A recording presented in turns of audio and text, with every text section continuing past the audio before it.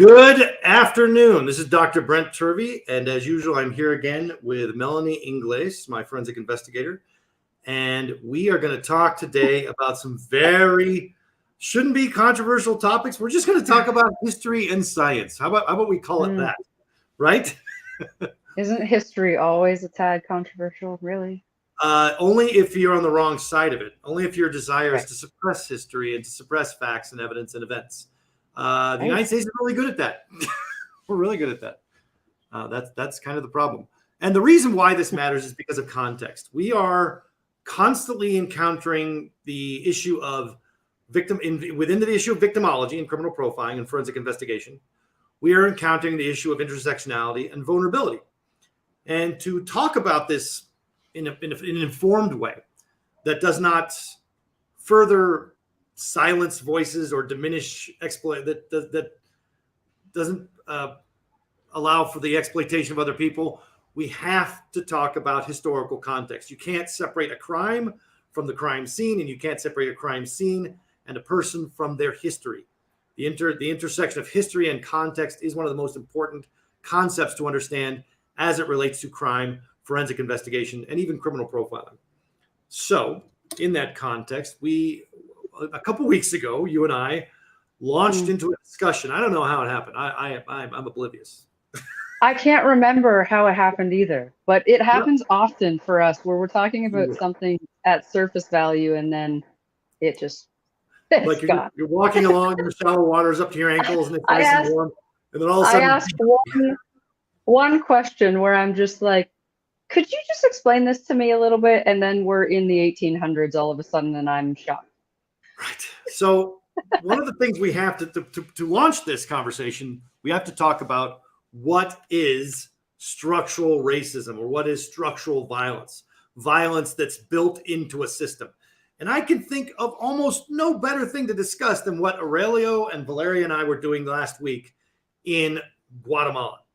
We were working for the embassy, for USAID, and for the prosecutor's office in Guatemala City, and also for the prison system and the justice system in Guatemala, to help them with their issues related to juvenile offenders and detention reform. Now, in the United States, when we hear the concept of juvenile offenders, we think of prosecutors who basically want to make all juveniles adults. Why are they doing that? Why would a prosecutor seek to make a juvenile an adult and prosecute them as an adult when all of psychology tells us they're not an adult? They don't understand what they're doing. What they want to do is they want to pretend that the child is making independent decisions, independent from society, independent from their culture, independent from their parents, and independent from the other sources of influence in their life. They're not fully formed. That's why they're children. They are a protected group. A child is part of a protected class and has certain extra rights and certain extra protections. If you take that away, then they have no protections. Then they have no special insight or no special requirements to protect them. And that's what prosecutors want, because it makes the public happy to see juvenile offenders punished violently. It is a reflection of our desire to be violent as a violent response to crime, because we feel so inferior and weak as a society when we see somebody committing crime. We want to respond in an incredibly violent way. So this is what Guatemala did. What it had is this very specific issue. Let me show you exactly this article for people who want to see it. We'll show you. Google it quickly. No, don't care about that. Okay, so let's go to share. This is sharing the screen. We're going to go to. Well, I'll do it this way. We had an instance in Guatemala a few years ago. It was actually such a terrible tragedy that was written up in the New York Times back in 2019. It involved they called it a classroom, but 56 girls were locked inside of a classroom that was set on fire, and a bunch of them burned to death. 41 of them died. These were children. These were girls who were in the custody of the state. They were in the ward of the state. There it is. You can see it right there on my. Let me go to this. Let me go to this right here. They were made the ward of the state because their parents had been involved in crimes. All right. Let's go to. Their parents had been involved in crimes, and their parents had lost custody of those kids. Thanks, Riley. And so they were put in this facility to be taken care of as essentially as you would do children in an orphanage or children in a foster care system. So this is essentially a state foster care facility for teenage girls. Who do they put in charge? This is the problem. This is the structural violence part. They put in the military and the police in charge of them. And so they treated the whole thing like it was a prison. These are not people who've committed a crime, but if you put law enforcement or military people in charge of those people, they will treat them like criminals because that's all they understand. And they locked them in and they put them under guard and they put people with guns and use violence to control them, even though they were there to be helped, to be given protection by the state. They were not criminals. Well, eventually, the people who ran the facility started sex trafficking these girls, selling sexual access to them, exchanging sexual favors with them for money, for food, for basic liberties that they should already have.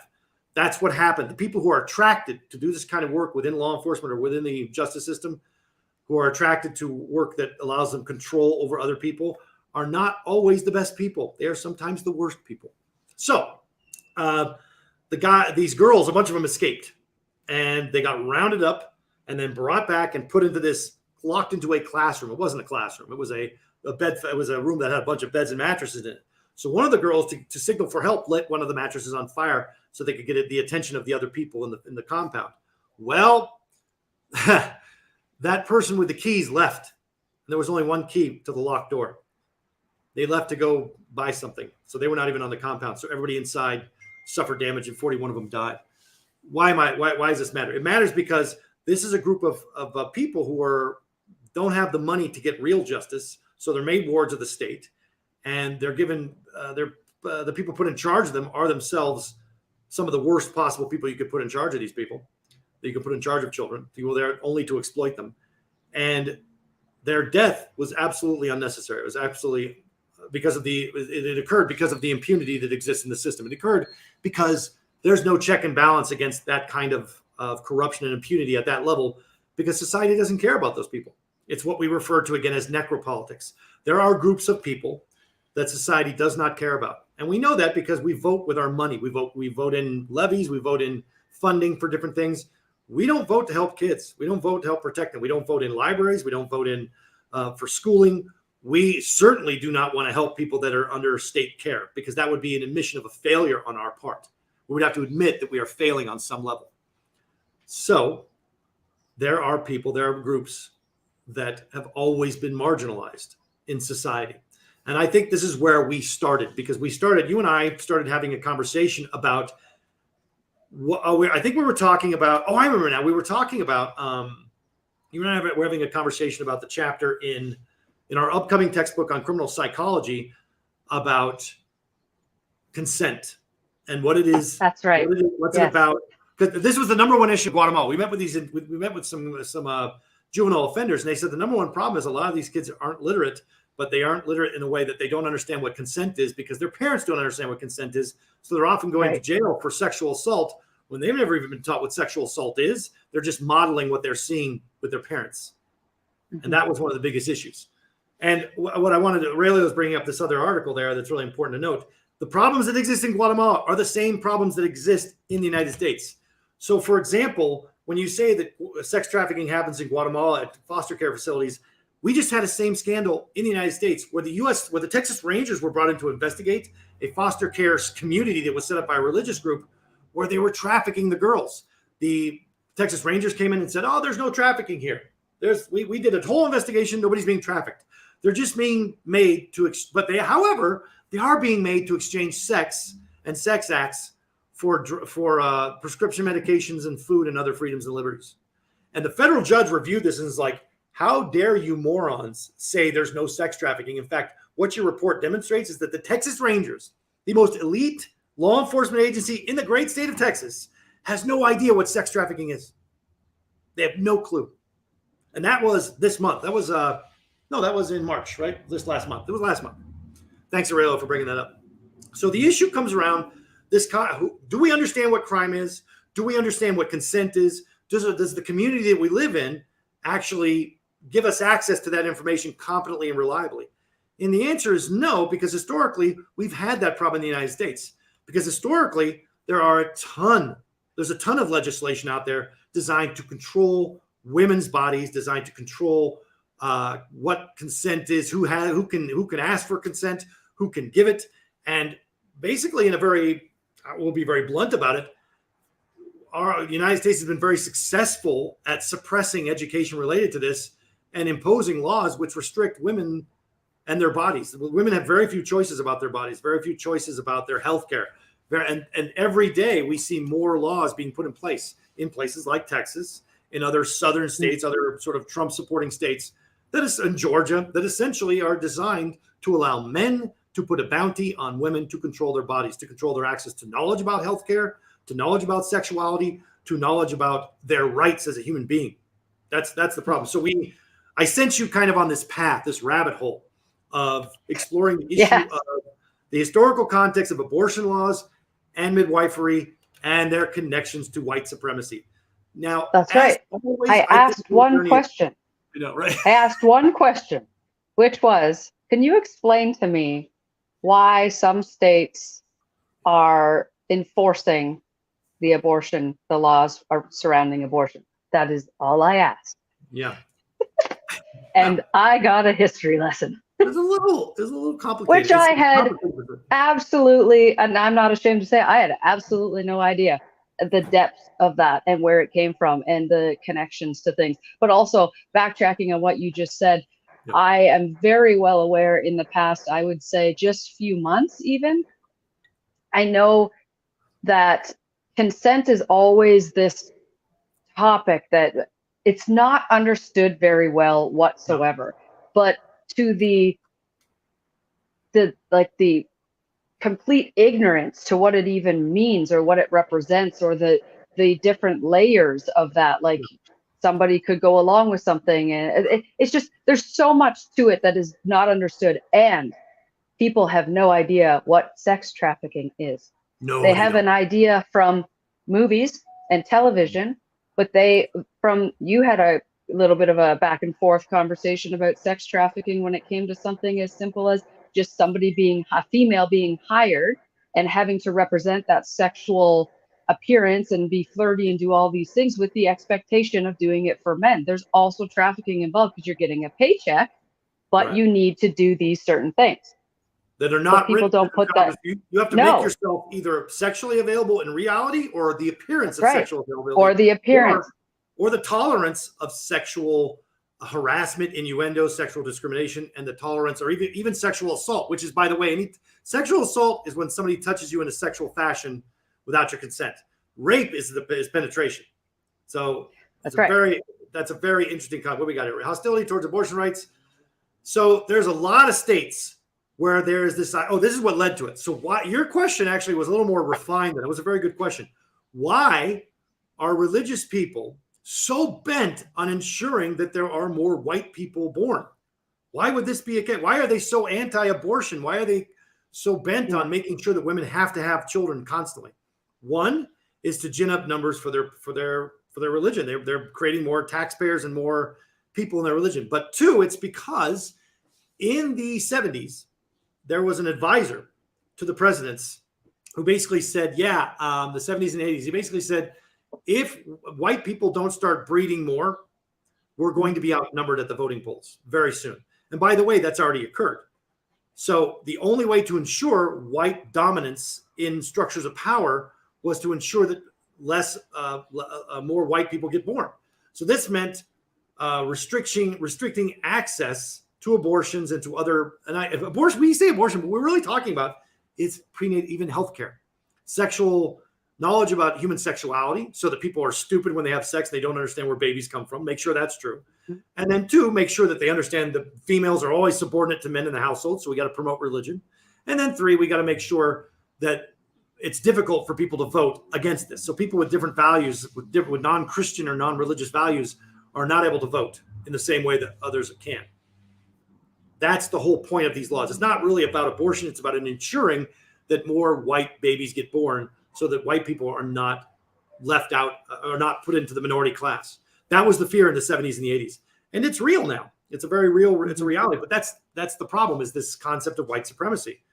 White people want to control the polls. They want to control political office. They want to control structures of power.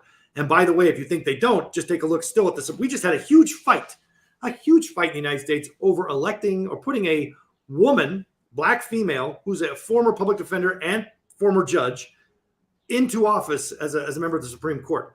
The only reason they didn't like her is because she was a black woman and a public defender. So they didn't like anything about her. Her view is one of justice and tolerance and fairness, right? That's her view.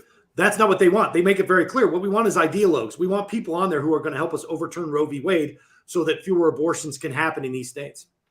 So there are these rules banning abortion for, say, black women. This is a very important concept. It's always about controlling social groups and ensuring poverty through breeding and ensuring white supremacy through breeding. All right.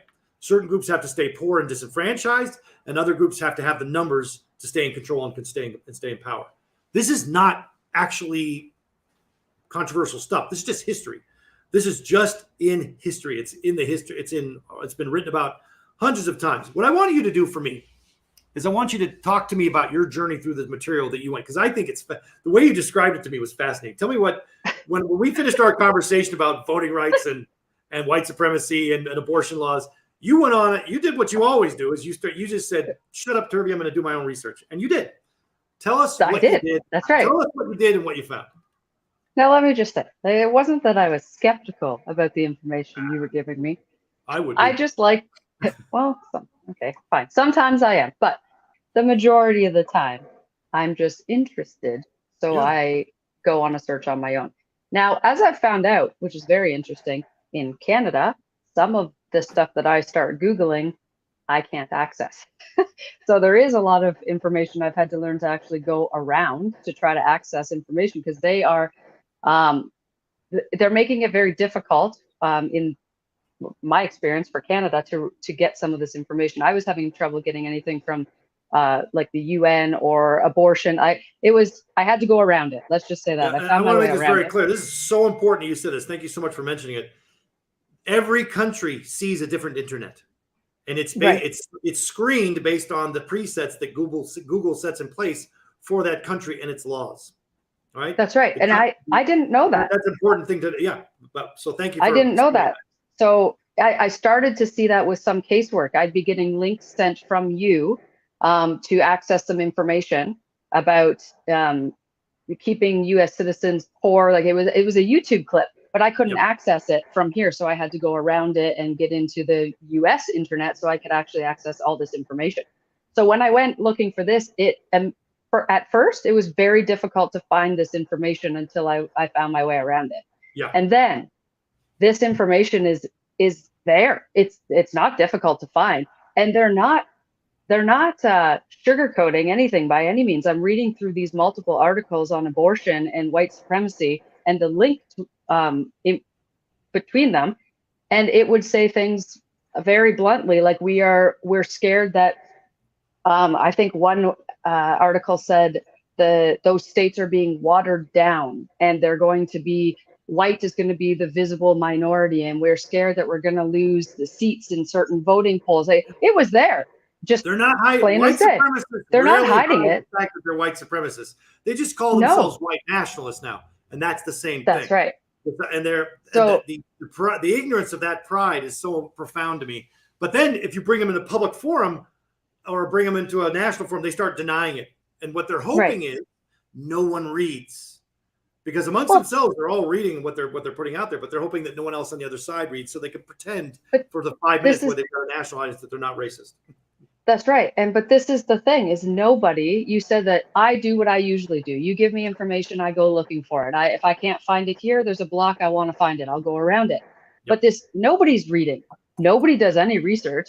And so I stumbled down a rabbit hole of abortions and different states and white supremacy. And then I landed in midwifery in the 1800s, talking about Black women who were essentially birthing all the children. They were there, they were supporting the women, they were birthing all the children. And then we get a wave of white men that are getting into gynecology and OBGYNs, and they immediately started to attack. And there was a smear campaign, basically, and they were saying hateful things like, one article was saying that the Black women carry diseases and they're dirty and the babies are at risk, and it was publicized everywhere to push them out so the white male could come in and take over the woman's body. Then they were in control, right? They had all the say. They were getting involved. For people. People probably are hearing you going, this sounds crazy, but let me tell you this.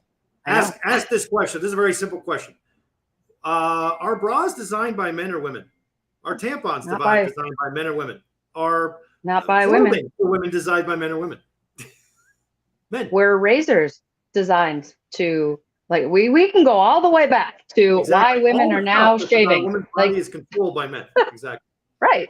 Exactly. And what they want and telling us what we should be. And it all boils down to, like that example I was just giving you with Gillette, right? They brought out those razors and they started to say, well, we need more money. So we're going to tell women that they need to be hairless because that's what men want to see. And that makes you clean. If you are not, then you're dirty. So buy our product. It all boils down to money. Men are controlling it, and they're controlling women's bodies. Money is about money and power. Yeah. Right.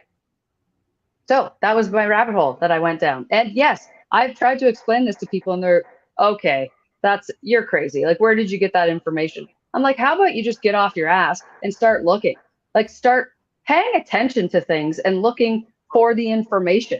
What we're encountering, the problem is, once you get a certain level of knowledge and education, you encounter people on a daily basis who are very dumb, very uneducated, and they got C's and D's in class and they graduated high school, and, they go out into the world, and the world that they want to see reflected back to them is their C and D level of knowledge.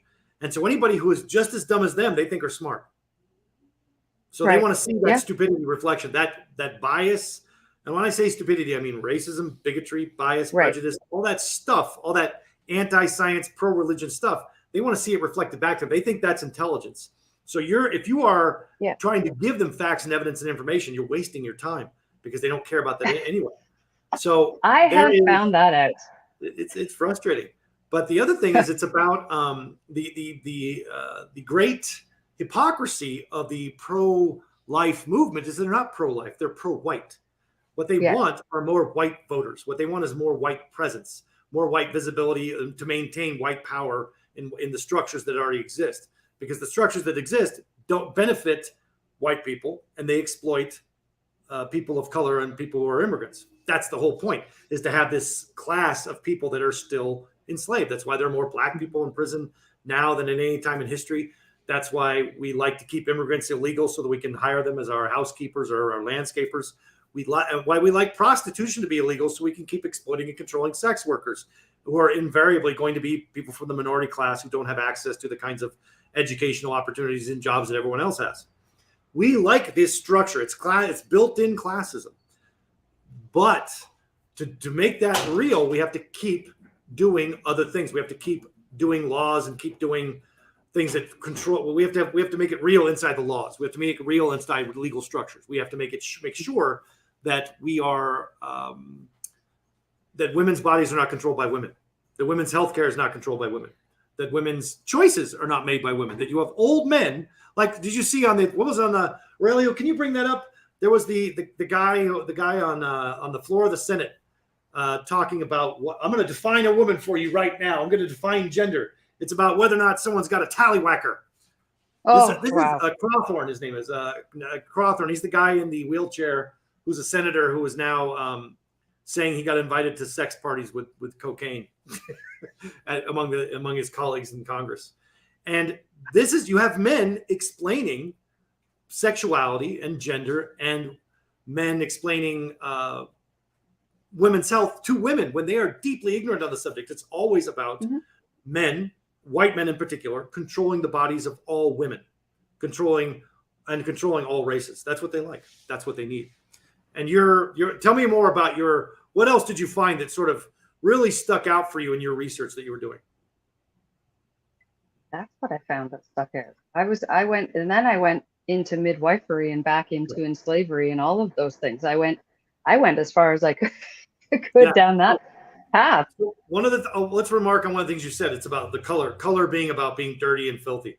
Science is not Burger King. Matthew Carthor tries to define what a woman is, and he did a very terrible job at it. By the way, I just want to say it was ridiculous. If you don't know anything about biology or science, he probably sounded like a genius. But the more information you have, the more stupid this guy looks. So the big narrative that got pushed back in the day was, when you have the darker the color of your skin, the more dirty you are and the more disease ridden.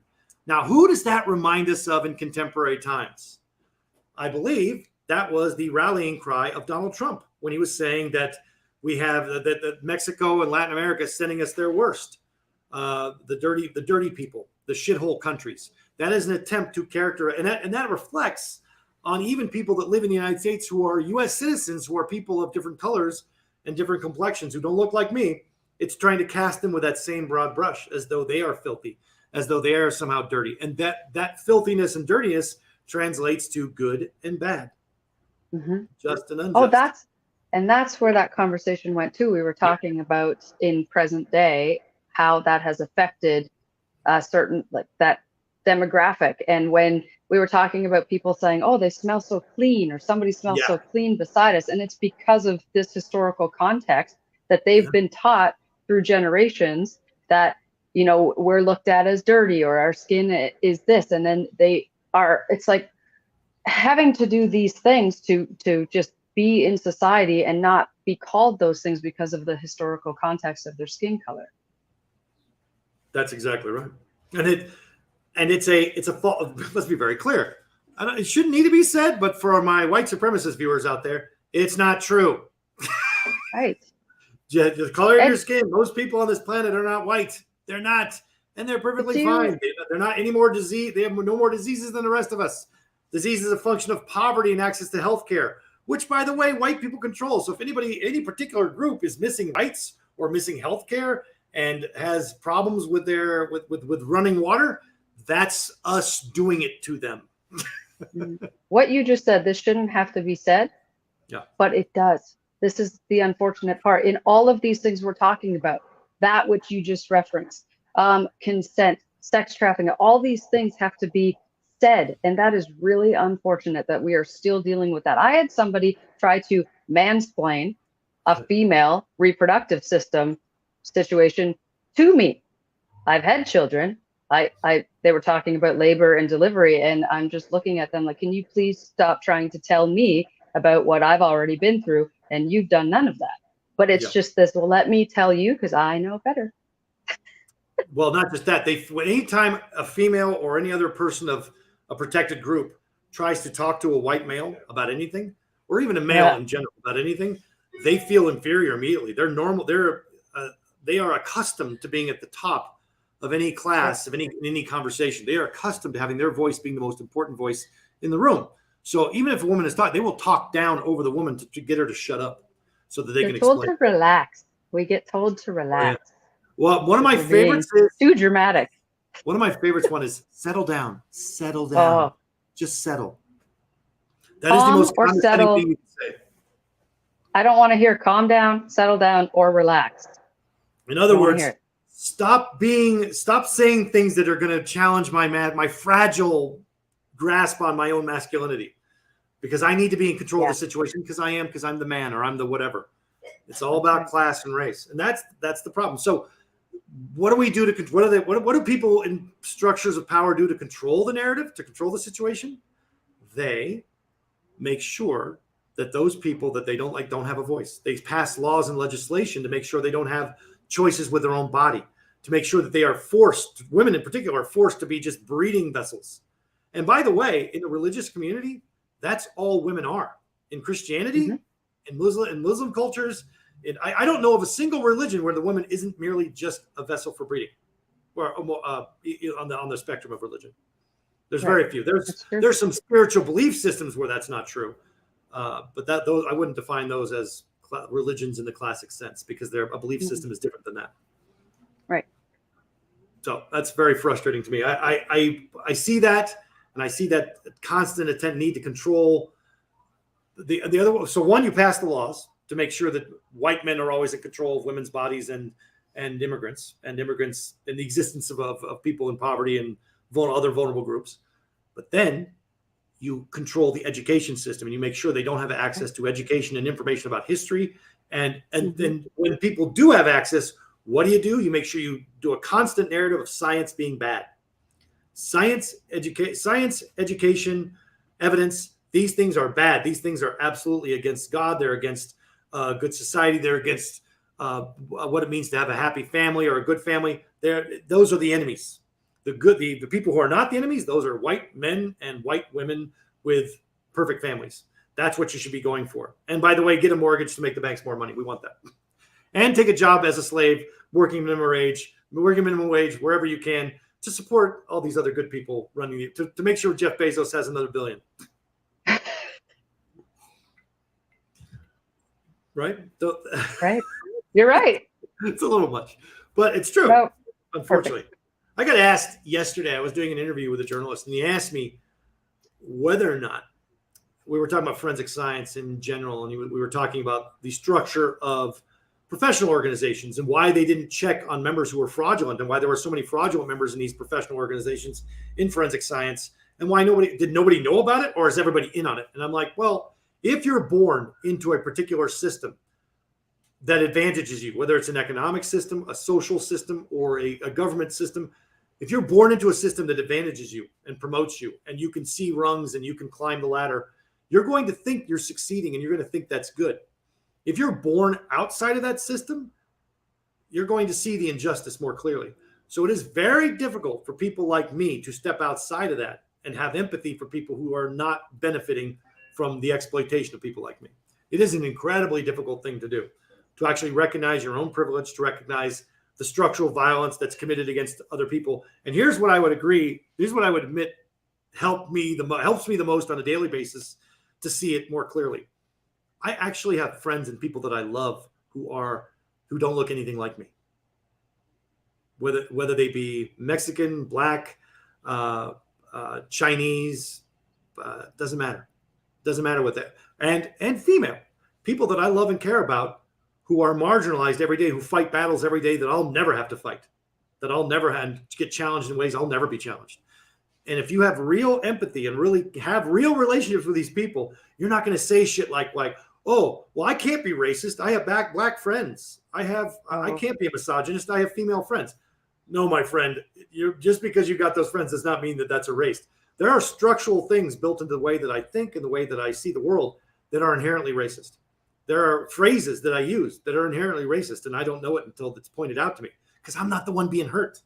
If you're not the one being exploited or being hurt, it's very difficult to see how a particular system is hurting other people or exploiting them. And that's the challenge. The challenge is empathy, right? Isn't that always the challenge? I don't know if anyone possesses that anymore.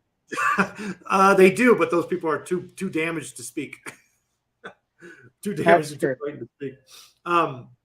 But the other thing is, I want to see more people of different backgrounds in the sciences. I want to see more women voices being heard on these subjects.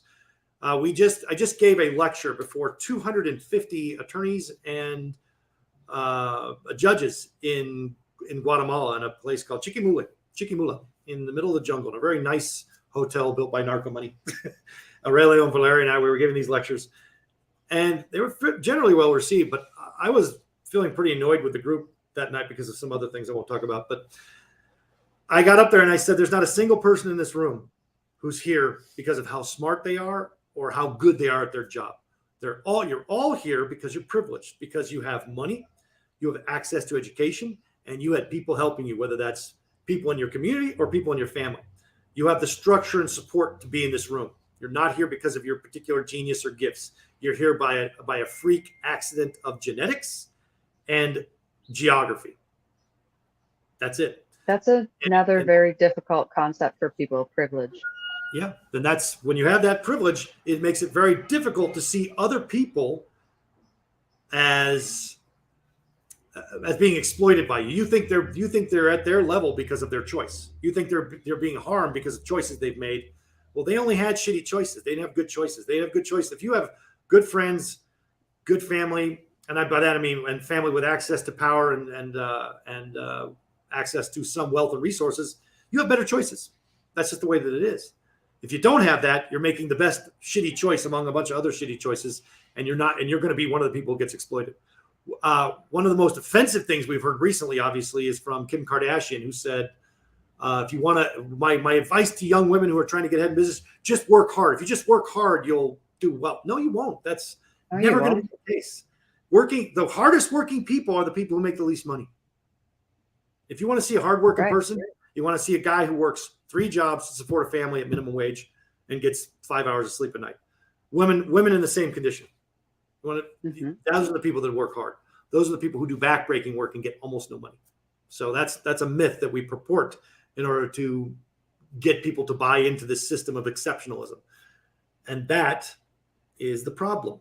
The problem is the myths and the narratives we tell each other without giving people the basic educational requirements they need to understand the system that they're in, the system that they're supporting, and why it is they are limited. I would like you to touch on this, and this is the perspective you can bring that I don't have. Why do you think so many women are willing to buy into this idea of men controlling women's bodies, men controlling the narrative about relationships, men controlling women's sexuality, men controlling essentially all aspects of women's lives through religion? Why do you think there are so many women that buy into that, from your perspective? To feel accepted. To feel. There was who was it that said that? I was watching a really good TikTok the other day, and it was a guy who was talking about, oh no, that wasn't a TikTok. This was not a TikTok. I was watching, basically the narrative was essentially that I was watching The Girl with the Dragon Tattoo, the Stieg Larsson novel that was made into a movie, where it's Stellan Skarsgård's character. He's the serial killer, and he's talking about how easy it was to get the Michael Blomkvist character to come back into the house. He goes, all I had to do to get you back in that house was to offer you a drink. And people are more concerned about being perceived as rude and impolite than they are with their own life. You would think that personal safety would be more important than acceptance, than social acceptance, but it's not. No. That is a very powerful lesson. We will do all kinds of things to not appear offensive, to not appear as though we are being rude. Walk right to our death and not be rude. That's right. And I find that is, I just had this conversation not long ago either, and it was about raising the girls, right? I've got children, I've got girls, I've got little girls. So about what to inform them about without terrifying them about the world around them, but how to also keep them aware of what's going on. Like I said, without traumatizing them from everything that I know. Then one of the comments that I had from somebody was, well, hopefully they're not dumb enough to, just go off with a stranger, or not dumb enough to get into a car. And hopefully they've got enough brain in their skull or something like that. And I just thought, but historically we are taught to not be rude, right? As females. So even if we're in a situation where we feel that it's not going to go well, we can have that instinct, but it's like, okay, well, I'll just, I'll talk a little bit longer. I'll try to brush it off in a polite way. I'll stick around. I'll take the drink, if I know that it's safe, and I'll just laugh it off and all these. And this is where this whole concept of consent and all of these things come in. Nobody understands any of it because we are just supposed to be nice. And we end up in situations. What did the police scream to us? The police, while killing us, while we are unarmed and protesting and that sort of thing, while they're killing us, they're saying, you need to be more respectful to law enforcement. You need to be taught to be respectful to law enforcement. Respect people in positions of authority. So all a serial offender has to do is either be a person in a position of authority or simulate that they're a person in a position of authority to get the compliance of people through this particular suggestion, this social idea of politeness and respecting authority and doing what you're told as being the mantra. That is an extremely dangerous mantra. Any cop who's saying that kind of shit, they're essentially inviting criminality. They're saying, I'm going to be criminal and I'm going to do stuff that's bad, but you need to respect it. No, we don't. That's not true at all. No. What's true is people have rights. People have civil rights and they have human rights. And cops are constantly getting reminded that by getting sued and fired when they step out of line. They need to learn that. What cops need to learn is not that people need to be polite. They need to be polite. They're the professionals, not the person on the street. They have an obligation to be professional, to be courteous, respectful. They have that obligation, not the citizen. The citizen could put a middle finger up to a cop, and that's constitutionally protected speech. That's right. And going, like, going back to the female perspective of just raising girls, that's one thing that moms, I'm the bad mom in this area. It's a small town. I'm the bad mom. I speak out. I have opinions. I challenge people. And specifically with my kids, I'm not teaching them to be polite. If they are out and they are walking and they're with a group of friends and some adult, whether it's law enforcement or not, I'm not teaching them disrespect. I'm teaching them boundaries and being able to voice those boundaries. You don't need to be polite. You don't need to walk over to the vehicle. You do not need to do those things as a female. No, always be aware of what's going on and you keep going on your merry little way. You don't need to be, being nice to someone or say hi because that person said hi. No, just, I'm looked at as like this horrible, I'm the bad mom, teaching my kids such disrespect. It's not disrespect. It's boundaries. Yeah. It's not, and it's human and civil rights. That's right. The problem is too many people in positions of authority, whether they work for the government in government agencies or specifically in law enforcement, they do not understand criminal law. They don't understand civil law. They don't understand human rights. They don't understand civil rights. So they're constantly running up against people who aren't doing what they say. And what is it? Instead of understanding that their authority is actually quite limited, they get angry and they coerce a situation where they think they're entitled to act a certain way because they can view it as someone breaking the law. You're resisting. I'm going to arrest you for something you're not doing. And when you resist arrest, that becomes the crime. That's right. Crime of resisting arrest for a crime that's not being committed. That's not happening. One of the most common things they do. It's very frustrating. But often they get sued for it, but often they don't. I had the same journalist yesterday is like, well, why aren't more people suing over this stuff? You would think it would be a great lawsuit. And I said, brother, it costs $15,000 just to file a lawsuit, and another 50 to see it through. Most people don't have that. And time. And time. These things don't just show up at the, in front of a judge and it's a few $100. This is thousands of dollars and years. Well, we have a movie idea of lawsuits because we see things through the narrative of film. And so all the time that occurs for a case, it gets compressed into 2 hours or an hour and a half. And so a case can take years. It could take generations. I was watching again, The Ghosts of Mississippi, about the assassination of Medgar Evers. It took 2 generations to solve that case. 2 generations, maybe 3 if you count the grandchildren. But that's a great film, The Ghost of Mississippi. If anybody hasn't watched it, really great explanation about the South was and remains to this day. It remains that very much. There's a resurgence of white nationalism and racism going through the South, starting with Georgia and Florida and into Tennessee. By the way, if you've ever been to Tennessee people think it's backwoods, it's poor, it's not going to. No, Tennessee is a bunch of wealthy fucking white people who've turned it into a Disneyland for white people. Yes. It is one of the most racist places you'll ever see. And by the way, I'm a white guy. I know that I have racist tendencies. I know I have racist concepts and thoughts. Slowly, one by one, as I identify them, I try to remove them. But it's a process, not a result. So I'm aware of my own. I'm aware. Believe me, I get made aware. What did I say right before we got on here? Awareness is key, right? Awareness is key. Just being aware that you have the ability to exploit and harm other people with your actions or inactions. And then being able to see that as a structure. So I'm just a person. I'm just one person. But when I see that in a structure now I recognize it when it's made policy. I recognize it when it's designed to exploit individual groups of people. Now so I think we have this idea of how cases get resolved, and we have ideas of how regions are based on films and television. But I think it's amazing how many people don't have real knowledge and information about their neighbors, about their communities, about other communities and other countries. And that ignorance allows us to exploit those people or to treat them poorly so that we don't have to take responsibility for how that exploitation benefits us. Right. And it starts with how we control women's bodies. I think that's one of the women's bodies, one, and the exploitation of women, and then 2, how we historically have treated African Americans and other minorities in the United States, and keeping them as a second-class citizen so that we can exploit them continuously in all manner of ways. Once you see it, you can't unsee it. But I think it requires, in my experience, that you actually have real friends who have gone through this and are being honest with you. If you're a white person like me and you have friends of different colors or different nationalities, and you're not talking to them about this, it's because they're not being honest with you, because you're not really friends. They're next to you or with you because they want access to certain things, or they're just trying not to upset you.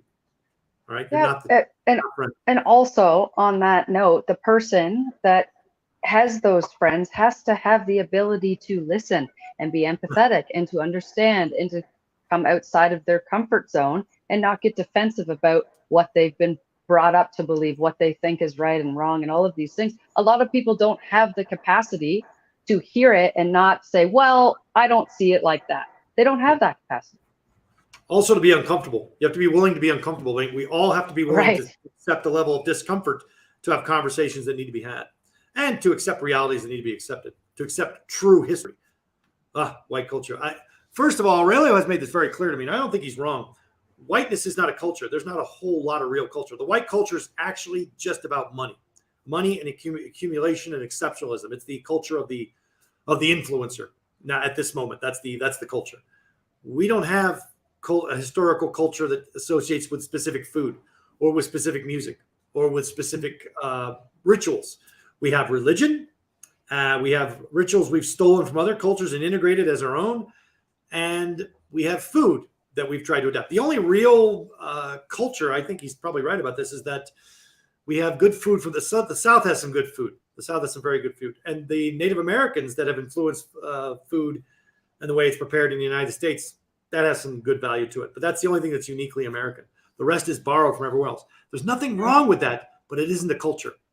We've colonized other cultures and absorbed things that we like as our own and try to pretend that we created them without giving any credit to where it came from, because we don't want to study history, because our history is a history of conquest and exploitation. Mm-hmm. We don't want to talk about where that came from. And that right there, Valerie's comment is exactly what I was saying. This fairy tale, right? We have this fairy tale Disney movie situation about how women are looking for their knight in shining armor, but be polite, but be aware of boundaries. That's Like, for example, is it okay for a man to come up to you and touch your hair or any other part of you? How often does it happen? Oh, well, Saturday, I could tell you 30 times. I was security at a place, at an establishment, and I had multiple men come up and either touch me or just like, oh, hey, nice to see you. Why are you touching me? Right. It happens all the time. And no, it's not okay. Stop touching people. Yeah, exactly. Why are you touching people without their consent ever? Why? Don't stop. Just stop touching people.